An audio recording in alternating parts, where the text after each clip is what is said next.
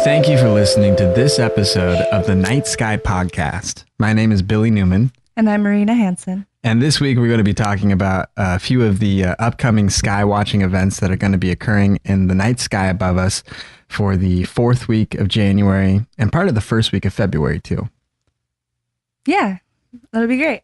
We've got the 5 planets all visible right now. I think that's probably our focus. Yeah, it's everyone's focus. Anyone that's been like covering the sky watching stuff that's going on, everybody's talking about it because it's such a cool, rare event. It's cool. It is a really cool, rare event. I was looking up some stuff for before the show, and every site has stuff about it. Huffington Post has stuff. National Geographic. Cool. I'm glad that it's being covered so much. I saw a ton of tweets about it, and I try to post some stuff about it too. I looked a few things up on the Sky and Telescope site. They always have a pretty good collection, or it's pretty good and pretty secure and safe information to trust about what's going on sky watching wise. Yeah. They're normally pretty accurate, or it's difficult to be inaccurate. However, I'm often pretty inaccurate, but they're one of the good ones. I like to get it. Yeah, it's exciting right now. The highlight right now is that the 5 planets are up and visible. We've had it for just about a week now officially. I think that Mercury would be visible in the morning sky. And Mercury is the one, like we've been talking about a little bit, is like the wild card. It's the one that comes up last and will go first. Right. Because it's so fast. It's so quick to go around the sun. And it is just now starting to be a lot more visible. It's brighter. Yeah, this week is going to be the prime week for viewing of the 5 planets. And it's going to be really cool too, because we're going to have the moon in it also as a crescent in the morning. It's going to be moving past all of them. Yeah. Throughout the week. Yeah. So you'll be able to see 6 of the visible objects that are not stars in the sky all at one time. And then the sun as it rises a little later. But yeah, this week is the week that the viewing of Mercury is going to be the easiest to do. And it's weird. I was looking at the arc of Mercury as it kind of comes up into the orbit, and its highest point in the sky is going to be February 5th.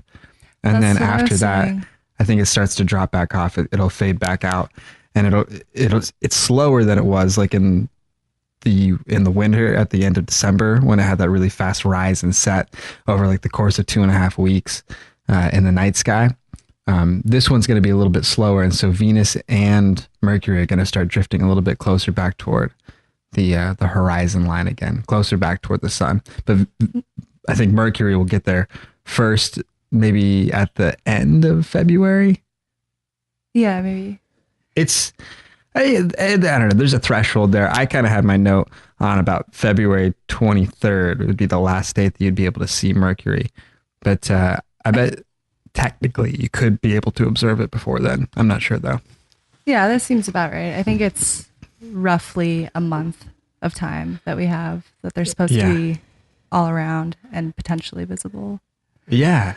But another cool thing about Mercury coming up, like you were saying, and it's going to be most visible around the 6th. It's also going to be closest to Venus then, and it's only going to be like 5 degrees apart. I think it's 8 degrees apart right now. Oh, wow. Cool. But that's going to be the closest that they're going to be together during this time. Yeah, that's really cool. And that'll make it a lot easier to observe too, because the difficult thing is you always kind of get lost out in the sea of it when you're trying to pinpoint Mercury in it. It's really hard to find because it's such a small thing. And if there's not some other kind of large object to sort of anchor yourself to first when you're trying to find it in the sky, it's kind of difficult to figure out where it's going to be. If you just know it's somewhere out there before the horizon, but you're not sure, maybe it had set already. So that can be kind of tricky sometimes, especially in the morning twilight, because it's not all just dark sky. It's not all visible night sky. It's that kind of threshold in the morning. So you see a lot of that mist and haze that's on the horizon line. It's really difficult to tell if you can really see the clear sky behind it, or if you're looking at smog or haze or dust or something. Yeah, it can be pretty difficult for viewing. Yeah, but this week will definitely be the best. I think it's going to be really cool to try and do it. We've been kind of stuck with cloudy weather every morning, which has been kind of frustrating. I haven't seen Mercury yet out of it. I've seen all the other 4.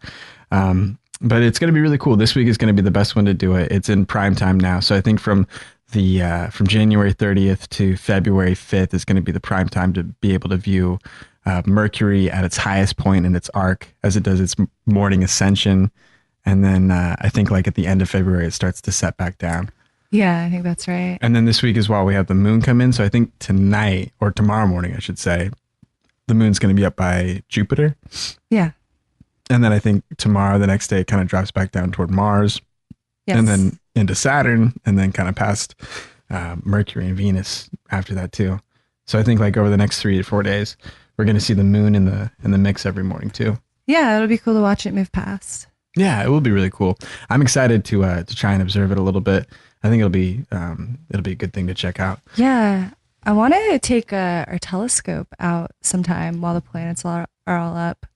One of the cool things that's happening right now, or with the planets being visible right now, is that Saturn is at like a 26-degree tilt edgewise. Oh, cool. Which means its rings are really visible right now if you have a telescope. Yeah. I think it'd be really cool to check that out. And I think it's like its brightest moons are pretty easy to see right now too. Oh, that's great. Yeah, I'd love to try and do some stuff with Saturn. And Saturn's going to get a lot easier to do as the year gets a little bit further on, and then moves into the part of the evening where we're able to observe it a little better, or where it's kind of twisted away from the morning horizon line and all the light that kind of comes with that. Right. And as soon as we're kind of shifted away from it, so that it rises when it comes up at opposition, which would probably be like, I guess like, shoot, what would that be like? Probably end of May, I think, is when that part of the sky is going to start rising up around sunset. And I think, so this is the trick that I remember learning before, is that Scorpio rises as Orion sets. They're like kind of opposite each other in the horizon.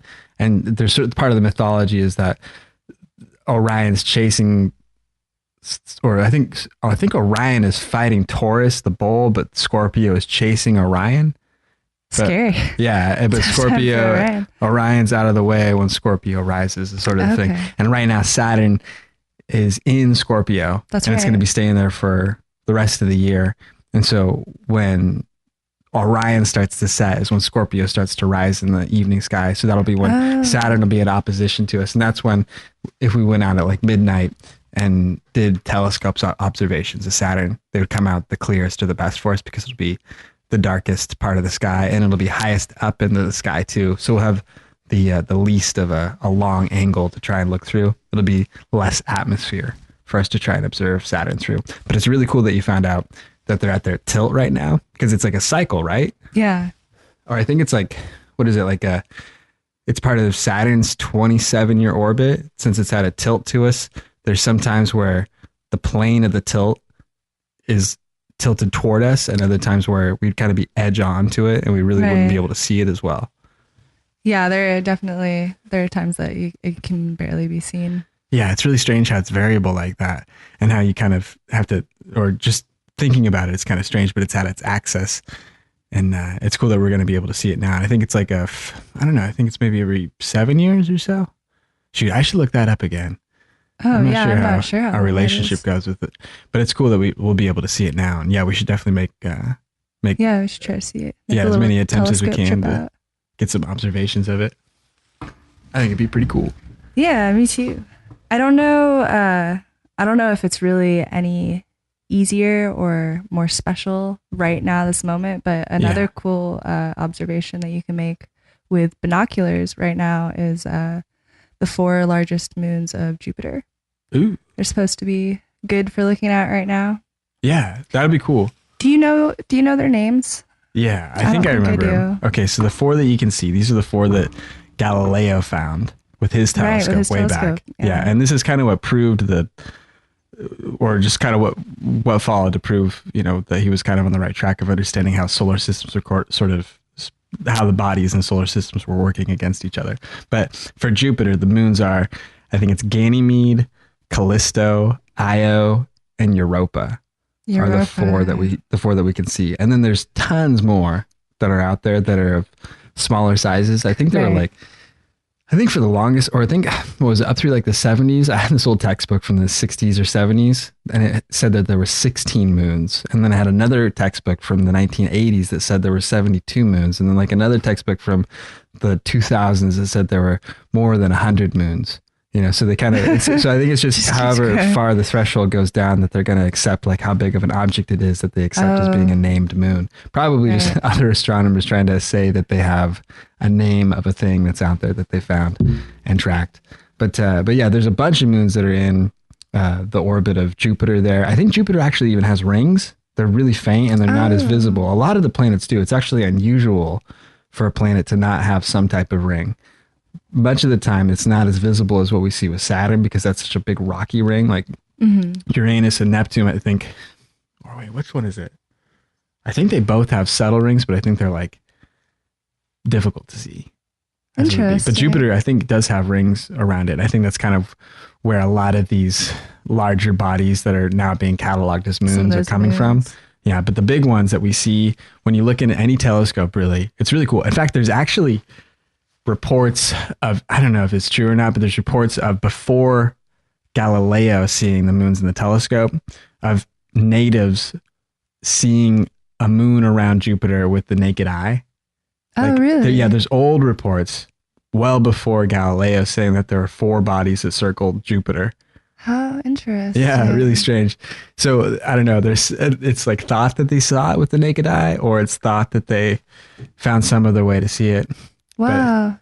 What do you know what region those Indians were in? I'm not that they were sure. seeing that? I'm not sure. It might just be a lie too. I don't Yeah, know. I guess so.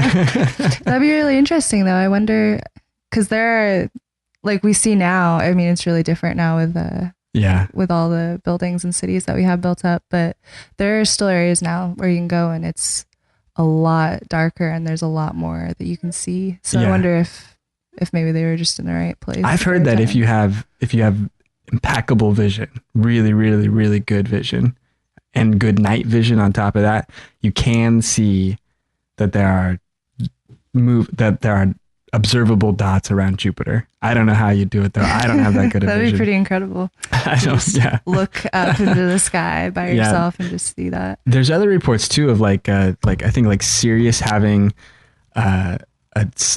being a double star. There was some tribe in Oh, South really? America that Sirius was a double star, and we didn't prove that until like the 1950s. Like we didn't Oh, find that's out that it was a double star until then. We were like, well, yeah, they're wrong because it's not a double star. And then we found out later, oh, but it is a double star. we didn't know for a long Oops. time. So I think it's kind of in the same vein as that. But yeah, Okay. those moons are really cool because you can see them really, and they're observable to anybody. And we should kind of follow up on it throughout the year. But anybody that's in a position on the Earth where they can see Jupiter at night can see those 4 moons up. And it's cool, and it's a fun experiment that we should try and do, is you can kind of track the motion. You can track their orbits as they circle around Jupiter. And that's where they sort of figured out the model of the solar system, I think, of what is it, like a heliocentric solar system, where like the sun is at the center, and then there are earthly bodies outside of that orbit the Right. sun, and then bodies that are moons that orbit those planets. That sort of model, I think, was proven when Galileo was able to observe these 4 planets. Or excuse me, I said this on the last podcast too. I think I called the moons planets. But Galileo was able to observe and track scientifically as the moons would orbit around the planet over a course of 4 or 5 days. And so this was kind of his proof to sort of demonstrate that the bodies were orbiting another planet. And that's sort of what we were observing with our moon, and that we were like Jupiter, another planet that had a moon. Jupiter was a moon, and that we orbited both the sun. How cool. Yeah, it was cool. Yeah, that would be fun to do a little observation of. Yeah, I want to do some stuff like that too. I've done it for a couple days in a row, like where we'd go ahead and look at like Jupiter over a couple nights, and you can see the moons kind of moving around. We should learn the order again. I think it was The order of what? the order of the moons out. So you can kind of like look at Jupiter at the center, and then remember sort of the sequence of the 4 orbits out. So between like Ganymede, Callisto, Mhm. Io, and Europa. I think it might be that order, but I'm not sure. And I think the other interesting thing, what is it like? I think it's Ganymede. I should look this up before I say it, but I think Ganymede is the moon that's the largest moon in the solar system, but it might be Callisto. I might have them mixed up. They're both really big. They're both, I think, just barely bigger than our moon in the sky. So the Earth's Oh. moon is almost the largest moon in the solar system. I think Titan is another really large moon. I think That's the largest moon around Saturn. And I'm sorry. No, I was just gonna ask whose moon that was. Yeah, But you yeah. said Titan's Saturn. around Saturn, and that's a really large one. That's a lot of gas though. But I think it's either Ganymede or Callisto are the largest moons in the solar system, and they're around Jupiter. And then like Io is that really volcanic, lava covered moon, and then Europa is a really icy moon. That's the one that they say is covered in water, Right. ice, and that's the one where they postulate that like tidal friction from Jupiter, being that it's so massive right next to the planet, or excuse me, the moon of Europa. The inside core of Europa is keeping water melted or water liquid, and that they think that there's like a place for like life to be on Europa. Oh, interesting. Yeah, or they say it's like one I of think the I've one of the heard only that. other places that has sort of a sustained amount of things that would be an ecosystem for life. It's That's- cool. Yeah, that is really cool. Yeah, it's fun. I don't know. I don't think they have done too many really in-depth scientific explorations of Europa so far. I think they maybe got a probe out there when they had, oh shoot, what was it? Was it Viking? They had one of them go out by Jupiter on a pass and get like a bunch of high-res photos and get imagery of like the moons and stuff while they were out there. But it wasn't really as advanced as with the stuff that we have now, like the what was it? They just had that one like this last summer that cruised by Pluto. We just got our first Oh yeah. high resolution photographs of Pluto. I remember in high school in astronomy class, we had like a little white sphere to represent what Pluto looked like because we didn't have any maps of it. It's really strange. A little white sphere. Yeah. So I thought that was really strange. But I was like, man, it's 2006 and we still have never even seen what Pluto looks like. There's still like a lot to discover out there. Yeah. It's really strange. but yeah, it's really cool. Yeah, we should definitely try and look up and do some observations of those moons around Jupiter. Yeah, I'd like to. Yeah, this Alright. winter would be a good time for it too. I think Jupiter is now rising. I think even if we went out like right now, we'd be able to see it. I think it's just a little bit after 9 o'clock, 10 o'clock on like the West Coast or in the evening sky right now at the end of January. So we should be able to see Jupiter. That's probably what they were talking about, is that Jupiter is now coming up kind of near opposition or sort of mid or, into the night a little bit Yeah, while the it's sky is going to be dark. really dark and clear. And so we'll be able to look up and make some better, sharper observations of it. I think it'll be really fun. Yeah, me too. This is a good time to be looking at things. Yeah. I was looking at, because we talked about on the last episode, we talked about that occultation of Aldebaran, like when the moon covered up Right. Aldebaran in the constellation of Taurus last week. And so I think it happened the day after that we talked about it on the podcast. And so I was out looking at it, like when I was, I think it was like, I don't know, I was getting done with work and I was looking up, I was making some observations of it. It's really difficult though, because it's like almost a full moon. And it's sort of just blocking out that whole section of the sky because it's Right. so bright out. So it's really not a spectacular thing to see. It's not like an eclipse or something like that, where it really seems like it has a big effect on what you're able to observe, while you're out there. But yeah, it was cool to see, or it's just interesting when you're able to observe like, wow, that whole star that I do know is there is just completely obfuscated right seen. now. Yeah, it's just totally covered up. But Yeah, that's cool. It's interesting that it's like that right now. yeah, it's cool. I think there's going to be another 2 or 3 occultations of Aldebaran throughout the year. It seems like Aldebaran's the one that gets occulted the most. I think it's just right Just in that right path. in that Yeah, but spot. I think a couple of the other times are going to happen during the daytime. So it's going to be after Taurus kind of passes out as a night sky. And so it really won't be something that would be a spectacular observation. But it was cool to see just a couple days ago. I was remembering back to the time that I think I watched the moon as a crescent, or like really early on in the stage of the moon, like at the beginning of the month, pass over Mars. I think it was back in like 2007, 2008, maybe April or so, 2008. I remember going out in Corvallis and trying to watch it at the back window of the place I lived at. It was Oh cool. no. Yeah, it was fun. That's cool. yeah, it You're was able cool. to see it. Yeah, you can just see the little red dot of Mars be just passed over, and you just say, hey, whoa, there it goes. It's Yeah. cool because like the black part of the disk, the dark side of the moon, is the first part to pass over it. So Oh, you just cool. see the star in the sky When just it's kind of dark. be eclipsed over, occulted. That would be cool to see. That seems like it'd be a little more of Yeah. a spectacle. That's Yeah, it cool. probably is. As a crescent, yeah, it does look a little bit more interesting. And it's just better. It's easier to observe the sky while all the pieces that are around it out there. When it's not a full moon, it's just too bright. Yeah. But yeah, it was cool. It was cool to see.